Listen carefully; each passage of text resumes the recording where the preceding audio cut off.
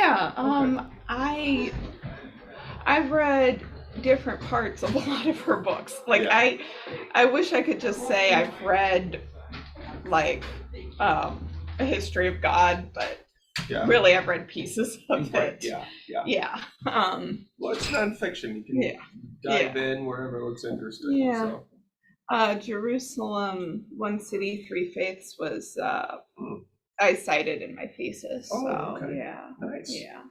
Yeah, I'm going through her book on scripture, The Lost Art of Scripture. Okay. And so she's kind of taken different, not only different kind of faiths, Mm-hmm. but also tried to look at like, Oh, oh, look at that. Nice. sorry. I should have jumped up to do that. Yeah. But what, just like how, what is a sacred text for a community anyhow? Which is kind of, it's really, it's fun. It's a big chunky read. But again, you just kind of go into whatever chapters you're looking at. So A lot of Karen Armstrong is big and chunky. yeah, Yeah. yeah. Yeah.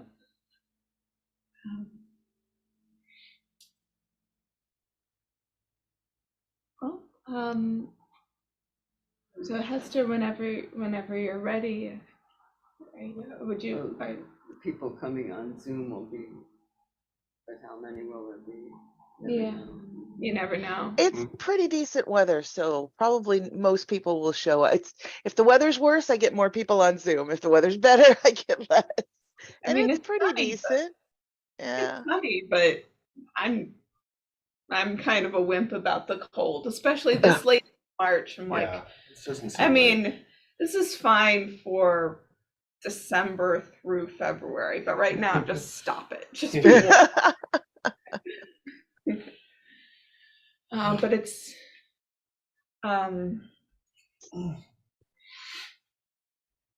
but while we're waiting to see if anyone else comes in or on, I'll just say welcome, and I want to thank Hester for being here today. We are just deep about midway into our series on Christians and the big issues we face about war, immigration, climate change, and today we're talking about poverty. And Hester Burry is here to tell us about the Outreach House in Lombard and how we can help with help as Christians, as humans, as people of faith to help alleviate poverty. And so I'm just really glad that you're here. Thank you. Thank you. Yeah. Okay, so my plan is I have a PowerPoint to just explain what the Outreach House is and what we do, and then I have a short video, and then I have some kind of questions about how we address poverty as Christians. Okay, sound good? All right, so I'm going to share my screen. What's that? I don't know what happened. Oh, he disappeared. Okay. Is that good? Everybody see it? Yeah. We good, Laura? Oh yeah, sorry, I was talking with my mic off. Yes, it looks great. That's perfect on YouTube and on Zoom. So I pulled out of our mission statement this serving with dignity and without judgment as kind of the highlight, because I think that is how we best serve those who are struggling with poverty.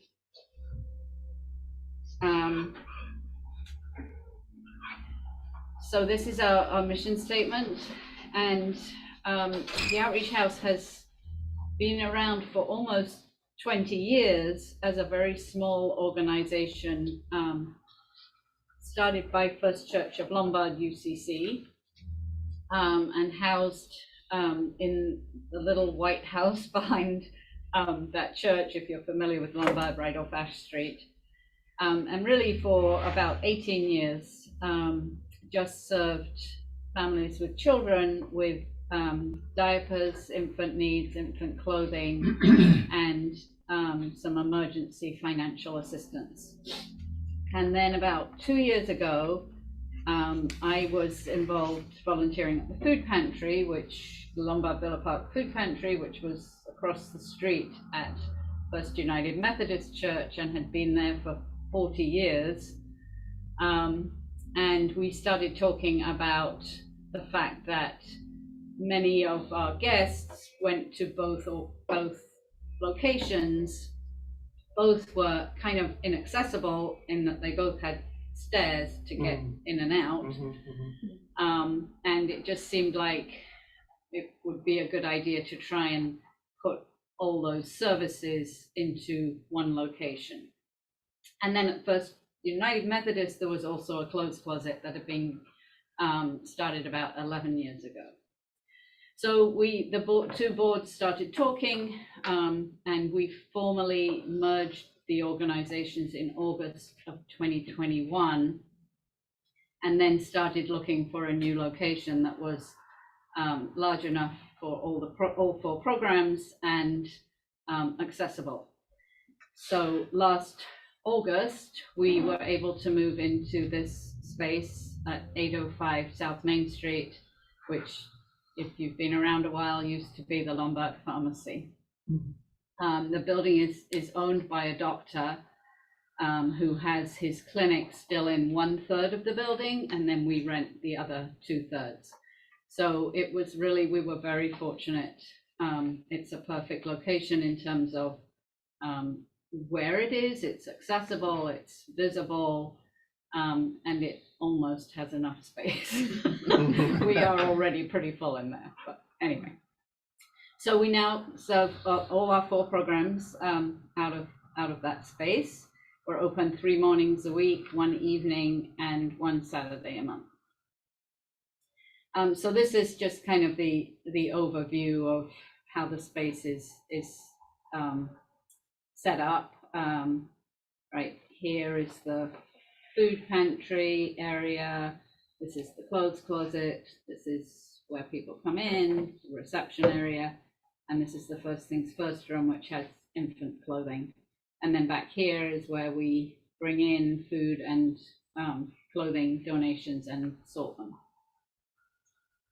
Guests can come once a week for food, and then once a month for clothing and diapers. And that's all kind of tracked in our online registration system. So we know exactly when they've been. We can say to them, you know, you haven't been for clothes this month. Do you need clothes? Do you need diapers? One of the things that we were very intentional about in the food pantry was that there would be no limits on food apart from milk, meat, and eggs, which are the things that we purchase and which tend to be the things we have less access to. But otherwise, everything, all the shelf-stable food, all the bakery, all the deli items, there are no limits. So people can choose what they need. They get a shopping cart as they come in and walk around the pantry. And after 2 years or more than 2 years at the food pantry, at most food pantries, pre-packing boxes and loading them in people's cars because of COVID, it's really much appreciated by the guests that they can choose what food they need and not get things they don't need. It also obviously saves waste, because with pre-packing the boxes, we really didn't know if people used what they were getting, or you know, if they were getting what they needed. So that has been very refreshing, I would say. We have a really strong focus on fresh produce. So we get a lot of fresh produce from Northern Illinois Food Bank, and then also from the retail stores that we pick up at that donate food that they can no longer sell, but that is still perfectly good to eat. And then the other programs, the First Things First program, like I said, they can get diapers. They usually get like 60 to 70 diapers a month for each child under 3. And then they get wipes, baby lotion, and wash as well. And then in the First Things First room, they can choose clothing for infants and toddlers. As many items, there's no limit there either on how many items they can take. And in the clothing closet, same thing, they can take as many items as they need for adults and children once a month. And then we provide some limited emergency financial help if they have a utility shutoff notice, up to $300 to help pay that bill. They can come for help twice a year. Obviously, there's several people that have much bigger needs than that, either for rent or mortgage. So we just try and refer them to the other resources in the county, either DuPage County or York Township, help them get back on their feet. Do you use DuPage 211 a lot? Yeah. Okay. Yeah, that's been great. Yeah, that's cool. Yeah. We're trying to work with that a little more. So at Yeah. the library, we also have staff from the Glen Ellen Youth and Family Counseling Service. Kind of has now like a desk over there. Oh, great. That's Yeah. awesome. Yeah. Yeah, so we also have a little room, a kind of resource room, and we've been inviting other nonprofits to come, like to sign up to come once or twice a month and talk with guests as they're waiting about other resources. So we've had the food bank to talk about SNAP benefits, how to apply for SNAP. We have the University of Illinois Extension comes to give nutrition advice and recipes, and usually brings little samples. We have a group called Parents as Teachers. Familiar with them? They do Vaguely. they kind of encourage parents to be teachers preschool. Yeah. So kind of building awareness of the importance of education in that 0 to 5 And who is age it? range. They're called Parents as Teachers. So they've been, and then we have a WorkNet DuPage kiosk. That, do you have that at the library? No, but I know WorkNet DuPage. Yeah, so they have a little kiosk that's like a self-service. People can search for jobs on there, Yeah. or sign up to like make an appointment with a counselor for Good. resume building and stuff like that. Where am I? So again, to try and not make it stressful for guests that are coming, we just started a couple of months ago using it's called Waitwhile app. So once they come to the pantry, they give our greeter their phone number, and they get logged in order, and then they go back and wait in their cars, and then we text them, a bit like a restaurant waiting app, right? At the We airport. text them when it's their turn to come in and shop. It just to save people lining up outside, in bad weather, and so hopefully most people are pretty good with it and enjoying it. This was one comment we loved, "Mommy, I like the store," from a young girl. This was right when we first opened, and that's our goal really, is to make it like shopping at a store, not like a handout. How did you get to the point of being able to say, just take the food that you need, as opposed to either rationing or? Well, we just took a leap of faith. Yeah. That we will be able to keep our shelves filled. Yeah. It's a little challenging, but we've had great donations and great community support. We get a delivery from the food bank every week, and we order that online. So that's kind of our basic stocking up, and then we pick up at 6 retail stores every day were open on Monday, Wednesday, Friday. And that, you know, I mean, that's a lot usually, especially the Jewel and Walmart are probably the biggest of those retail donors. I mean, we can fill a minivan with what they donate. And it's all usually perishable, so fresh produce, dairy, deli items. Yeah, so yeah, we just kind of, we're very committed to not limiting.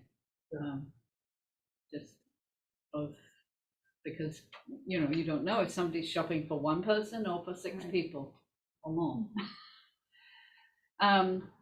So we're very dependent on volunteers. We only have 1 staff person who was originally part-time. In January, we were able to make that executive director position full-time, but otherwise totally dependent on volunteers. So about 20 volunteers every time we're open, to greet and register guests, sort the food that's coming in all morning, sort the donated clothes, and then assist people in the food pantry and in the clothes closet and the first things first room. So it's yeah, it's been very volunteer dependent.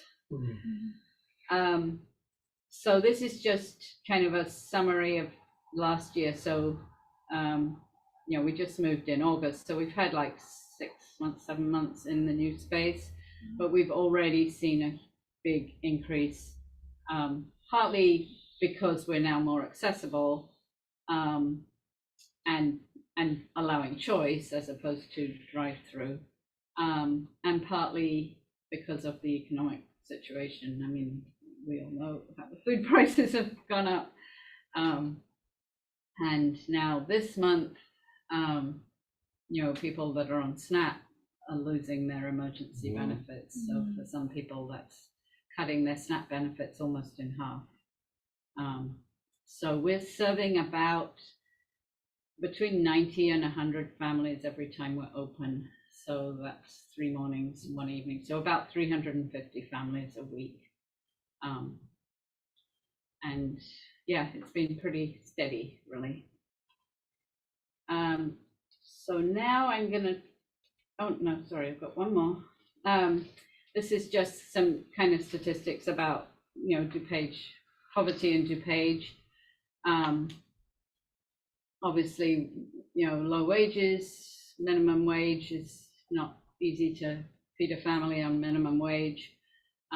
If people are in retail, the work hours can be very unpredictable if they're not full-time salaried. You know, if they're part-time, you know, they can get maybe 10 hours one week and 20 hours the next week, and then, oh, we don't need you today. That's really hard. And then diapers, you know, if families or parents are taking their children to daycare and don't have diapers, they can't take them. They gotta have the diapers, and you know, that's hard if, you know, if they then can't. I mean, childcare is a huge expense too, and if they have to miss work because they don't have somebody to watch the child, if they're sick or something, then that can really eat into their monthly budget. And then the other thing we always kind of are concerned about is that if they're not getting, if they're shopping at the grocery store and not able to afford fresh produce or real meat, then they're buying, you know, fast food, processed foods that are not the nutritional content that they need. And I just feel like poverty in this county is very hidden. You know, you don't really see people. I mean, sometimes you see people lining up outside the food pantry, but you know, people are, it could be somebody, you know, that you work with or a neighbor, and you would never know that they are struggling.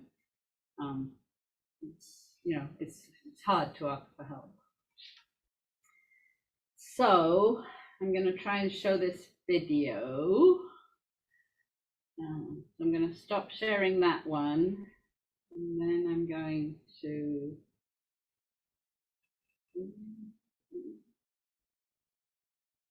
video.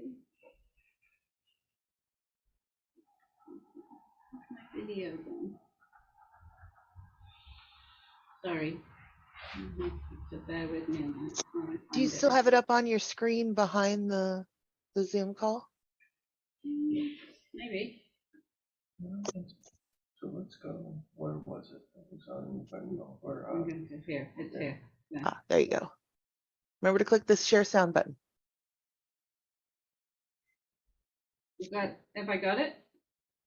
No. No, I need I to. don't see it.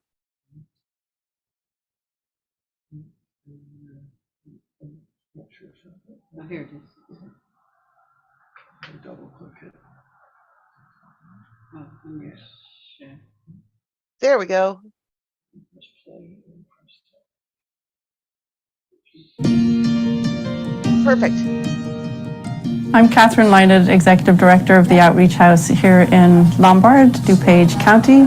Our mission is simple: to provide effective and compassionate support to families in York Township, Glendale Heights and Addison with dignity and without judgment.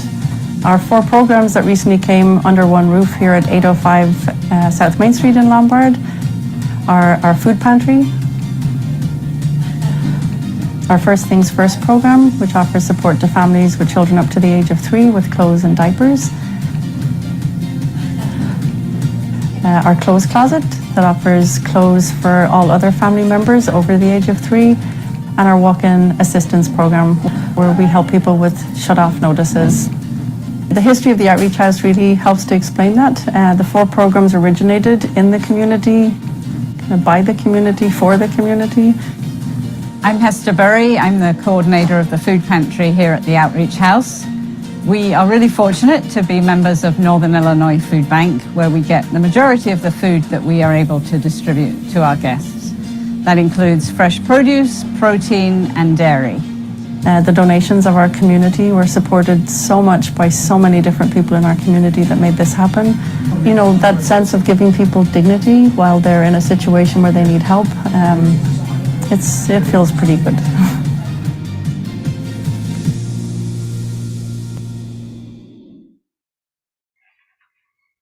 Okay. That was awesome. I'm gonna go back to my PowerPoint.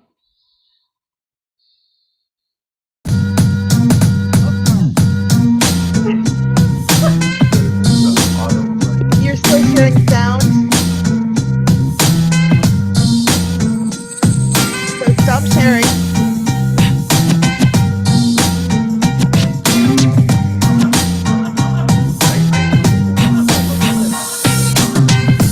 Yes, completely stop sharing. Just There you go. try and Oh, you got it. Get rid of that one Exactly. too. Yeah, you don't need this one anymore, No. probably. That's fine. Okay. So. Okay, yeah. So I'm still sharing, right? Yep. So then I just put, you know, a few kind of questions here about, you know, how do we treat people that are asking for help? I'm recognizing how hard it is to ask for help. And trying to do that without judgment. It's hard, you know? You see people kind of loading their carts and you're like, well, how many, you know, are they just loading for themselves or, but, you know, we don't know how many other people they may be supporting. There's a lot of families helping other family members or, you know, helping their neighbors, and that's absolutely fine. We're okay with it, but it's hard sometimes to get through that barrier of judgment. I think there's a little bit of parallel to people using the library for either getting books or using the computers or how they use the study rooms. In a way, we do get kind of comments like, well, why are, all the computers are full, but those people are doing whatever, or how do you know? Right. And so it's almost that a deliberate mindset change of we're not here to vet their legitimacy. And sure, we might get a couple of people who play the system, but that's on the small end of our concerns. And Yeah. And it's okay if a few people abuse it because you're opening up to the Yep. bigger, you're not creating barriers for other people. Yeah, the That- losses that occur that way are very much smaller than what occurs, than the whole cost, the human cost and the monetary cost of policing and suspecting and preventing. Yeah. And one of the things I've liked about the food bank is that when they do food distributions, people can come and say, I need to take another bag for my neighbor, and they just give them another bag. I mean, we have to trust people. I really don't believe that, most people are. There's no point in it. People aren't going to come to a food pantry if they can afford to go to the grocery store. I mean, we have good food, but we don't have, everything that everybody wants, or the brand that they want, or the variety. So, I think also, we try to encourage people to use the food pantry, and all our services really, so that they can, save money at the grocery store and therefore be able to pay those bills for rent and utilities and medical bills, which can be really stressful if you don't know how you're going to pay your next bill. And we try to say, come to the food pantry, get the food you need. If there are other things, but come there first, and then go to the grocery store, and fill in with things that we didn't have. Sometimes I'll say to people, oh, well, yesterday I said, we had a lot of cabbages. I said, do you want to come in? Oh no, I just got two at the grocery store. And I was like, well, you should have come here first. Yeah. I didn't say that, but I thought it. Yeah. That sounds like it could be another good branding. Come here first.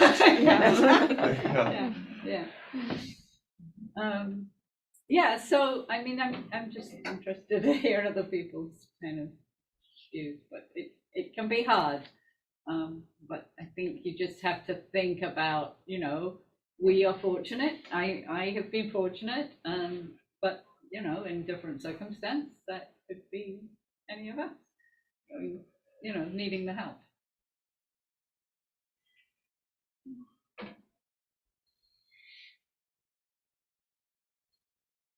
That's really all I have. Oh yeah, we can keep that. Yeah. I think, reducing the limits has certainly taken a lot of the stress off, like the police and, oh, you can only get one of those. Right. Because in that puts stress on the staff, because then if that mindset is we're trying to keep people from taking this or that, or even like with the self-checks that we use at the library, sure, we probably have some people walking out with stuff, but half the time that's accidental. This is kind of like the stories about having Bibles in your pews, and there's always somebody in the congregation that'll say that people will steal them. Well, then they really needed Yeah. one. Job If you, of the pastor to say, well, so Maybe much they're the better. reading. yeah, if you're gonna Yep. steal a Bible, then that just shows you really needed the Bible. Yep. And I sort of abuse my library privileges. Since they stopped, they automatically renew books. I'll try to get my books in before the last due date, which is they just automatically renew up to 4 times. There are some books that I've had since February that I just haven't read yet. So Yeah. I mean, I really appreciate places like this and everything that is really working to create an atmosphere of trust and compassion. I feel like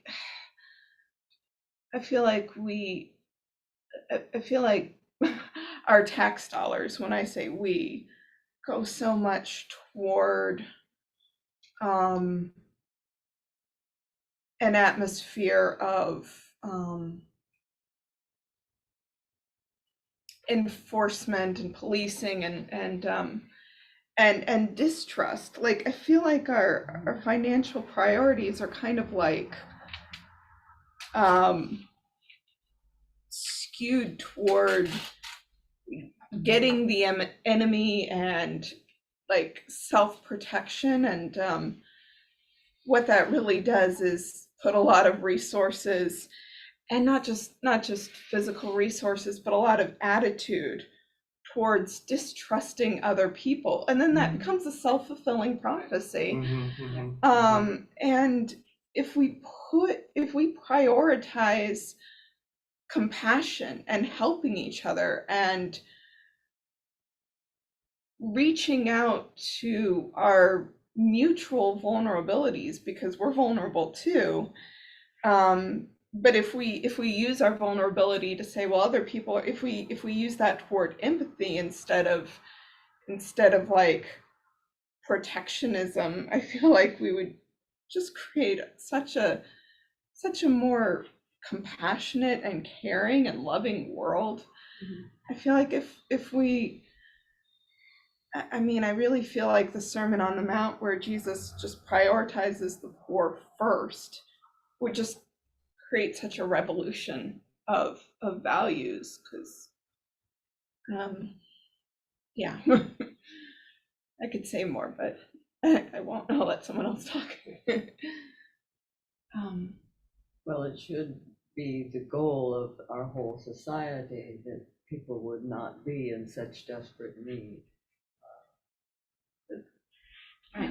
Absolutely. I mean, we get For- that a lot, so Yeah. how are you going to do, and the line, solve hunger, end hunger, It's just not right for people, for human beings to be without shelter, clean water, clothing, food. It's not right. Human community, well, humans are designed to live in community. We can't live any other way, really. You have that on there. Was it part of your mission statement? Or earlier, it seemed like there was something to say, it's not us and them. oh, it's right and here. We're all in it It's together. this here, right here, yeah. Yeah, and we're all in it together. Right. Which is what you're talking about. Yeah. It's a different Yeah. mindset. Right. And we're kind of brought up, I think, with this more competitive us be them Mhm. kind of attitude. And it's a whole different way of looking at things. But I wanted to ask you, Hester, where do you get the clothing from? It's all donated, It's donated? yeah, All of the clothing? just community donations. From people or Yes. stores? Or- Mostly from just community, people in the community. Oh, wow. We did, last month or the month before, we got a huge donation from Walmart, from a Walmart store, Clothing? new clothing, Wow. like Oh. 5 pallets. Oh, wow. Of but they were, I mean, I guess they were just, I think stores Season do that a change. lot, season stuff, yeah. Okay. So, and Target, so we pick up at Target, we quite often get clothing from Target too. So obviously new clothing is awesome. People love that. But no, we've got great donations. So we go through everything. We're pretty picky about what we keep, it can't be, it has to be clean and, everything working, zippers working and everything. And what we can't use, we send to Goodwill. But that's a big volunteer job, because basically, I mean, we have clothes coming in, I would say, every day we're open. And is it for adults too, or just kids? No, everybody, yeah, all ages. Oh, wow. And coats, we had huge amount of coats for winter, which was great. So it sounds, I was trying to figure out how to put this, but the cost, if we go back to this cost benefit ratio, the cost that it is to like a person to donate some, $50, $20 a month, or to these big companies to give the food or to give the hard lines is really small.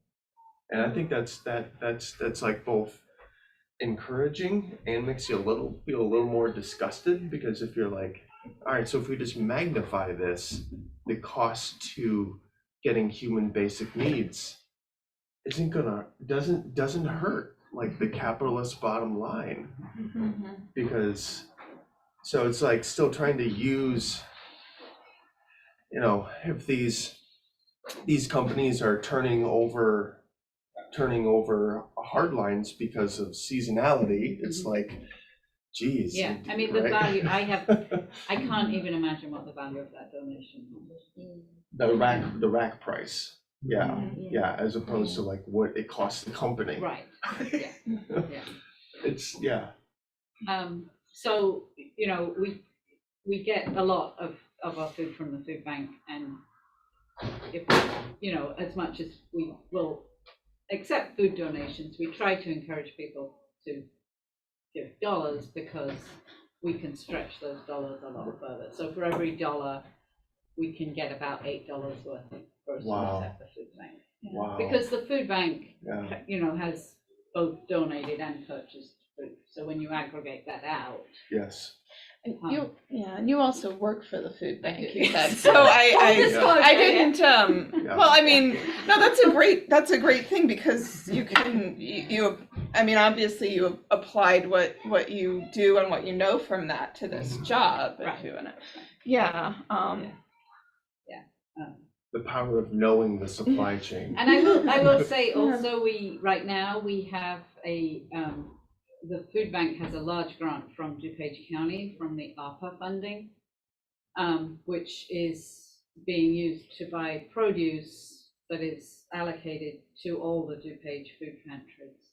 So we are getting really great purchase produce. So it's, it's just like what would be going to the stores, with our delivery every week. Wow. And really, I mean, I think tomorrow we're getting 8 different kinds of produce. So, potatoes, onions, melons, celery, peppers, apples, oranges. So that's really, helping us keep those produce shelves filled. Do you feel that maybe housing is the weakest point if this is so solid? Like, as far Housing as, and wages. okay, I mean, Yeah. minimum wage. I feel like, when people say, well, how are you going to end this? I feel like minimum wage is one of the things that's going to If turn it were things a around living for wage, it people. would A be living different. wage, yes, yeah. But yeah, housing is a problem too. yeah. Because I feel like, sure, if we don't want this problem anymore, yes, that's what we want. And we can also acknowledge that even if like wages go up, everything else we're in a capitalist society, right? Everything's gonna get reshifted at some point. But you're still no, we still well, need to the fight The trouble we with need to minimum fight. wages, Yeah. if employers put wages up, Yeah. do they then lay people off? Yeah, Because now I can only employ 5 people yeah, at this amount instead of 10 people. So Right. Besides is that, if you can follow where the money really is being taken, a rise in the minimum wage or a reported rise in earnings is an excuse for the top management of corporations to raise their profits. And there are ways in which some of these profits are always hidden, so there's some part you don't know about, but some part is reported. And the people who look at that are far left reporters, who are not in the New York Times. Yeah. And if someone in any other domain reports on them, they say, well, this is a far left journalist. right, and then dismissive of it.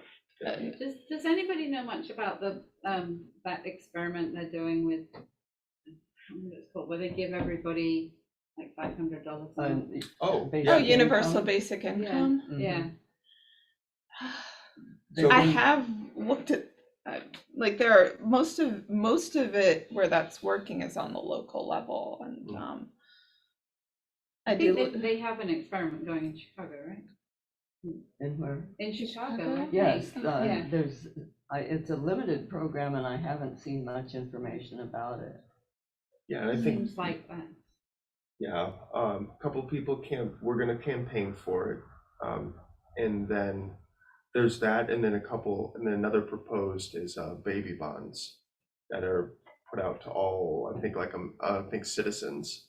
So bonds that accrue interest, and then once they reach maturity, which I don't know, some people are saying it could be like age 25 or whatnot, then they are cashed out either directly to cash or into like housing opportunities or something like that.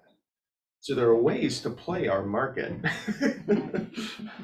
They're like, and I mean that in a general sense, not just the stock market, but there are ways to play these systems Right. that you're almost like, because you can like hit it twice, you can feel like break it all up, and then also let's use it for our advantage. Like, are there library programs that inform people about these ways to play our market? we have to find the experts who can actually give proper advice without it being like, so that's part of it. Okay. So like I said, so the biggest ways that we're doing right now is we also have we have a community cupboard. So where we take donations, and that also includes like it's all hard lines. So yeah, also diapers, feminine products, like basic clothing pieces, and most of it right now is for younger, small people. Like, because to have more than that, we'd actually have to have more space. So we started that. And it is going well, and we have easy ways for people to either donate items or So cash what does for it. somebody have to do to get something from the community company? You walk up to it. Okay, Yep, no questions asked. no questions No. asked. That's great. And Yep. that's how your place works too. I mean, there's no requirements. Is it? Just geographical, so they have to live York Township, Addison, or Glendale Heights. Oh, Mm. so you check addresses. Yeah, Yeah. yeah. Do you have like an index of similar places for people who are coming a little bit further to say, hey, this is closer to Yeah. you? And So we just, we were like letting them shop once and then giving them the list of food pantries. Now we are giving them an emergency box Mhm. of shelf-stable food. Mhm. So again, it's pre-packed, it's not choice, but we just felt like we had to, encourage them to go to the food pantries in their area. So the food bank actually just updated their food finder on their website. It's so much better than it used to be. So now you can, search for your zip code or your town and find You all can the go to food the pantries. library and look it up on a computer. Yeah, exactly. Yeah. Yeah, Yeah. or on your phone, The you can do it on your locations. phone too. Yeah. As long as you know they're out there, you can't Yes. really look it up if you don't know that Yeah, it's out That and there. really, it's also, it's ridiculous for somebody to drive 20 miles Mhm. to a food pantry. I mean, that's Well, 40 yeah. miles worth of gas. Well, that's when Yeah. there's a food pantry right in their area, but sometimes that's hard for people too if they, don't want to be seen in the local community. Sure. That can be a barrier. And they're only open, the open hours are minimal, so I'm really glad that you're at least giving them an emergency box, because it might be an emergency. They might know that there's something closer but can't go to it because it's not open. That's true. Yeah. I hadn't thought about that till just now, so that's good. And then that other big thing is having the Glen Ellyn Youth and Family Services staff person who's a social worker have a table That's great. and can either take walk-ups, and they're all plugged into those networks to find out that kind of stuff. So you're saying your takeaway box. So we do summer meals at the library, which is also a Northern Illinois Food Bank program, and there's no vet for people to come in, but you have to stay on the premises in the room to consume it. That's a government regulation. Exactly. Exactly. So the way that we found kind of like a possible, an addendum to that is donated snack packs that have nothing to do with the food That bank. they can take with them. Yep, that they can Yes. take off. Yeah, Yep, that's great. yep, and those are pre-prepared. It's like, nope, here's this big bag of shelf stables. All right. That's one of the regulations that I wish they had, during COVID, they Mhm. relaxed that regulation. Yeah. Because people couldn't stay on site and eat, so they were able to take it home. And there was some statistic about how the child food insecurity, dropped. Because more kids were able to access those meals and take them home. Mm-hmm. And, once the emergency was over, they put that Yeah. regulation back. Yeah, it's something that child poverty was supposedly cut in half, but that was because of a benefit that has Mm-hmm. either it's expired or it's going to expire and was not renewed. So Right. that's not really clarified very well by the Right. politicians who are talking about what they did so they can get reelected. And it just needs to be pushed more, because maybe they want to do it again, but they couldn't because of political pressure. Like, it's up to us to know these things to push back on political pressure that might phase out good things. There is one benefit that has come back, I think. It's the EBT for children. You should know EBT that. stands for, Well, it did stand for pandemic EBT. oh, Maybe they're calling it something else. But I think Well, one I of know those things SNAP has come benefits are back. changing. yeah. Like an allocation, if you have a child, you get a monthly allocation. Oh, okay, okay. Yeah, I'll find out more. So Hester, where do you get the diapers from? So again, some donated, but otherwise we purchase. Because they're so expensive, aren't they? Yes. I mean, that's really hard on families, I think. Yeah. And the other thing, what about the feminine hygiene products? Because That's- that's expensive too. It's Yes, necessary. yeah, so we just had a donor give us some funding for that. So there's sometimes some available through the food bank. So we're kind of using that resource. But I think we may use some of that funding we just got to purchase. That's another big need that they can't get with SNAP. Yeah, all of ours are, the library is pushing more cash donations in order to purchase that stuff. Right. So we have like no cost vending machine right next to our second floor washrooms for those products, and as well as in the cupboard downstairs. And we are trying to find more ways to say this is how you can give, and then you can actually see everything goes right there, because it's not like we need to cover overhead with any of the donations. No, that's great. Yeah. If there are more,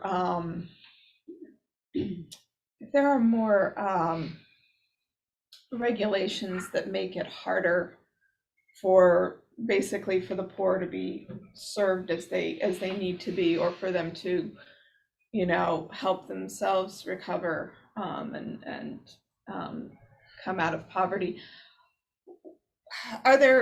What can we learn to advocate for? Like, how can we learn to, are there any programs or anything where we can learn about what might be some of the laws that we can petition and march and advocate to change, things like that? Well, certainly people. anything around affordable housing. Yeah. I mean, the whole dilemma thing, I'm not sure where that's at. Yeah. DuPage United. Also, SNAP benefits. So the Farm Bill, which is the bill that regulates SNAP Mm-hmm. and many other things, is up for reauthorization, or whatever they call it, this year. So, there are ways to advocate for SNAP to at least stay where it's at or be increased and not get cut.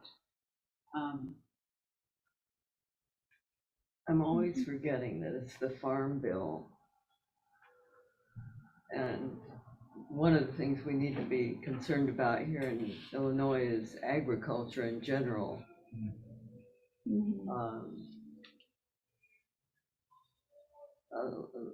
A couple of years ago, somebody gave me the statistic that of the food that's eaten in Illinois, only 2% is actually produced in Illinois. And that would include meat farming and eggs as well as Yeah, produce. that's just because Illinois farmers grow Yeah, corn and soybeans. when you're driving through the countryside and you see the great green fields, it'll be corn and then it'll be soy and it'll be corn and it'll be soy. And then later you'll see the machines moving across in big ranks. And when Bailey says he's a farmer, I think on one occasion I heard him say, well, he's a landowner.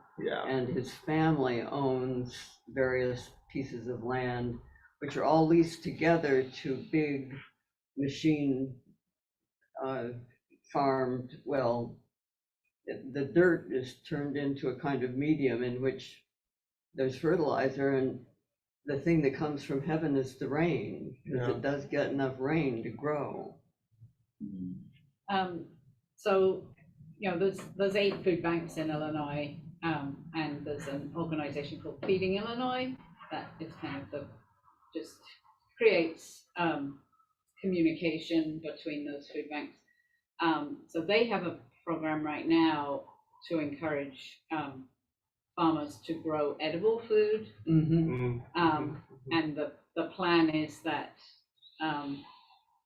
they would be able to raise funding, actually from a government program, but to raise funding where the food banks could pay the farmers, maybe not the retail cost, you know, but pay them at least Set up a kind something. of commercial network at this. Yes, something for that food, so that they wouldn't be donating it, but they would be getting some compensation for a portion of that food. So maybe they, you know, sell 90% to distributors and retailers and 10% to the food bank network.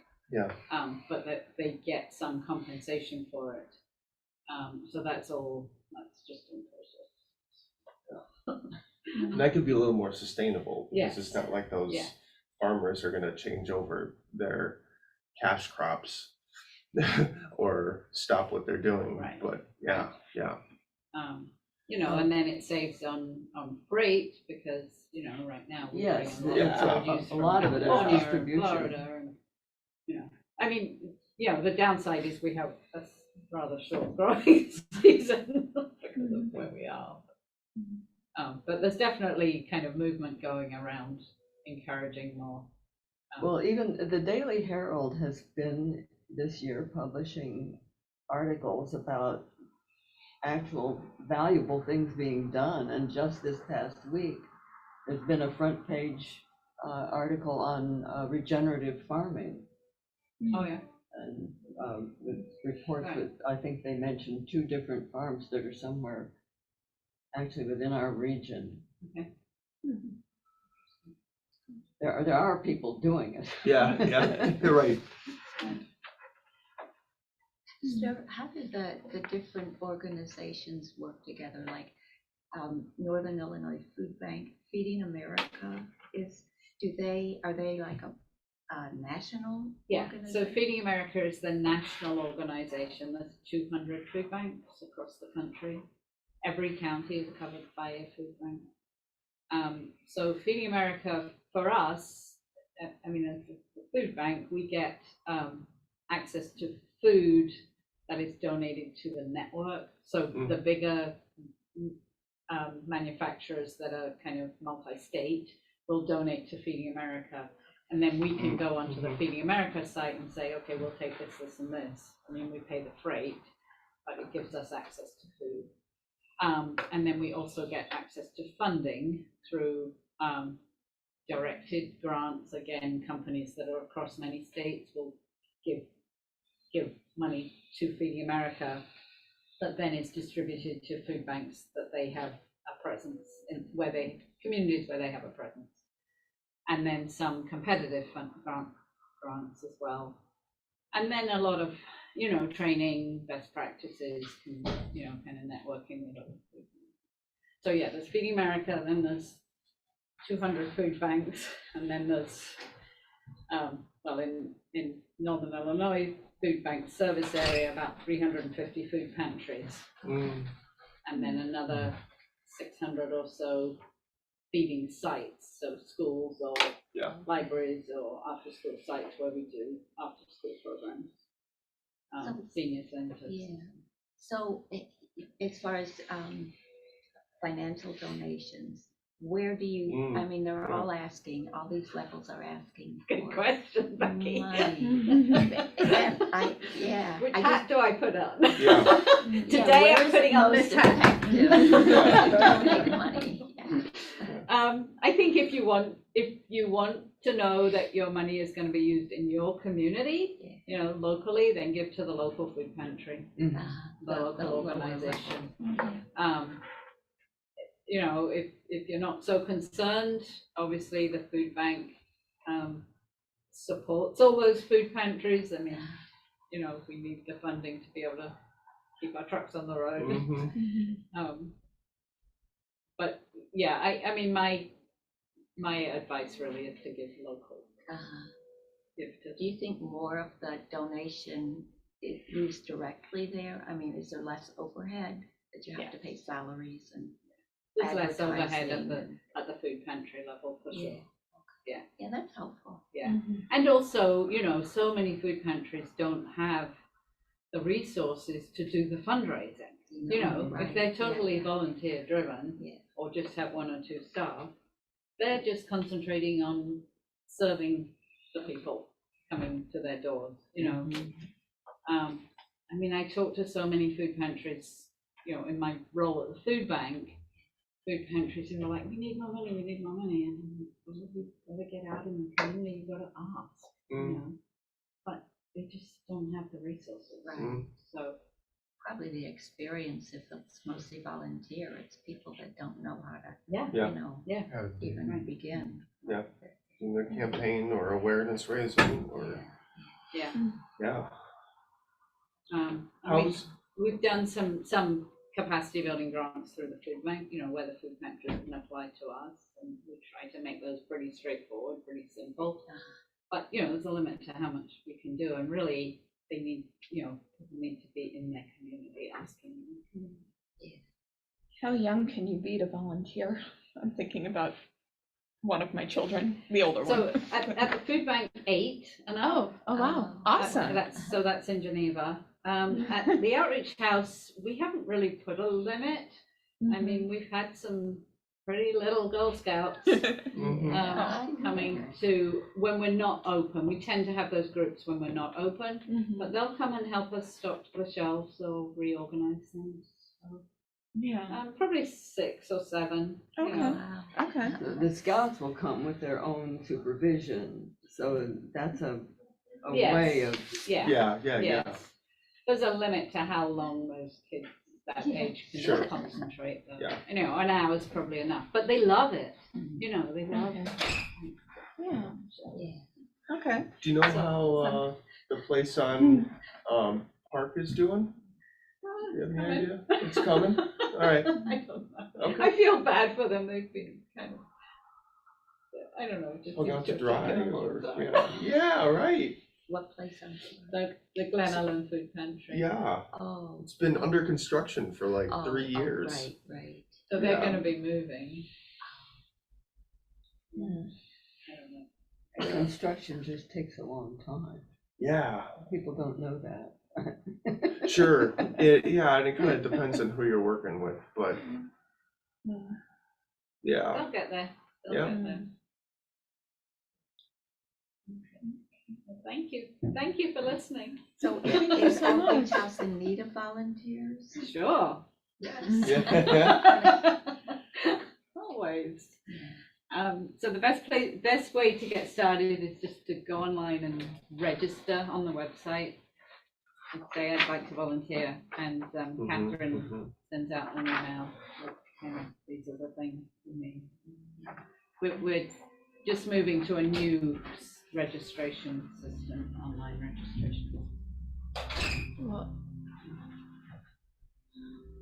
thank you so much. I feel like we've learned a lot of actionable things today, which is just which is wonderful. So before we go, or for anyone who might listen on YouTube later before you turn it off, I do want to say that I'll be hosting next week on perspectives on war and peacemaking. I mean, these are Christian, but they're also faithful and human, like faithful across faiths and human. And the way I phrased it was, I'm going to talk about different Christian perspectives on war and peacemaking. I am, but I'm also going to come from my very biased pacifist perspective. I won't be able to hide it. So I'll just say that up front. And, we'll talk about general ideas about war and peacemaking, but of course we'll also talk about the wars that our nation is involved in, because I don't think I could faithfully lead this without talking about that. And I really do believe that when we prioritize the poor, we disarm the machine of war. I think that those go together. So.